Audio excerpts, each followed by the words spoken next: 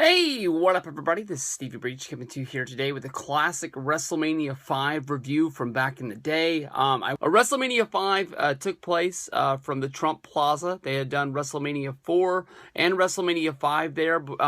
It's sort of weird coming from WrestleMania 3 at the Pontiac Silverdome with the 93,000 fans. They go to New Jersey, and in New Jersey you only have 19,000 fans there. But honestly, I think it's one of the most beautiful WrestleMania sets that they ever had. Nothing really, decorative over, where the wrestlers came out of.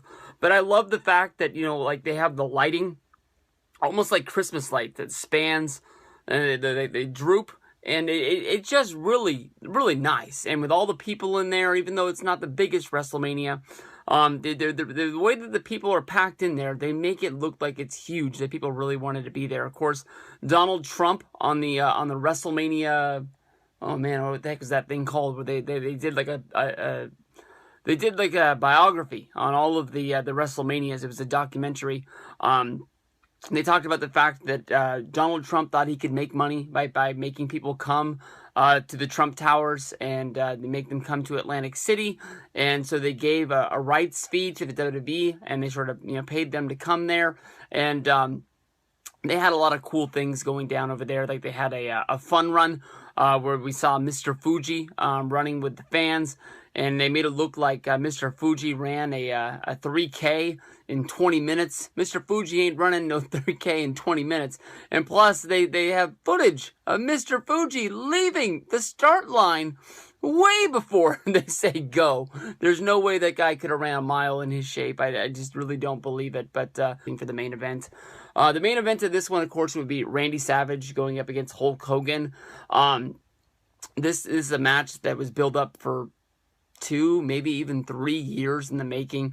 When Hulk Hogan was really over, Randy Savage got a couple of count-out victories at the Madison Square Garden as well as the Boston Garden back in the day. He was sort of like the one guy who was able to have Hulk Hogan's number even though they were count-out victories, and then they sort of built this up. And then, as Hulk Hogan was going off to make movies at WrestleMania 4 and his feud with Andre the Giant, that sort of got involved at WrestleMania 4 when Andre the Giant got involved in the main event when it was Macho Man Randy Savage going up against Ted DiBiase. Hogan came running down and made the save, which was able to save off Savage to beat DiBiase in order to beat the champion. And of course from there they would go on and sort of have some sort of a union where they would trust each other. But Savage, always in the back of his mind, never really trusted Hulk, never really thought that Hulk was looking out for the best interests of him as champion, always taking the high road where he would be the guy getting the cheers at the end of the night even though Savage was the champion.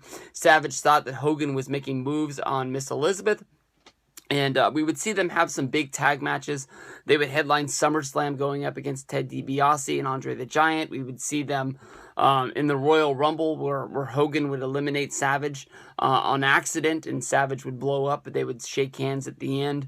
We would see them at the Survivor Series. I think they won their match, but they might have had a moment in there as well because they kept on building this up that this was going to happen.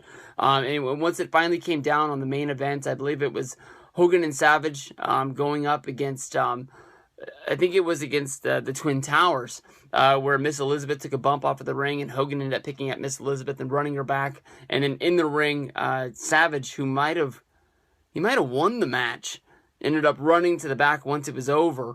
And saying that Hogan walked out on him and that Hogan was trying to make a move on Elizabeth, and then Savage ended up attacking him inside of the trainer's room in the back. This was an awesome match. This was really, really good. Back and forth, you would think that Savage had the match at some points, hitting the big elbows off of the top, but in the end, of course, it was Hogan. From here, we would get into a weird situation. Macho Man would become the king, the Macho King, Randy Savage. And he would, start, going with Sherry and then Hogan, even though, Macho Man and Miss Elizabeth, I think, were married at the time. I don't think they had divorced, yet until like 1990.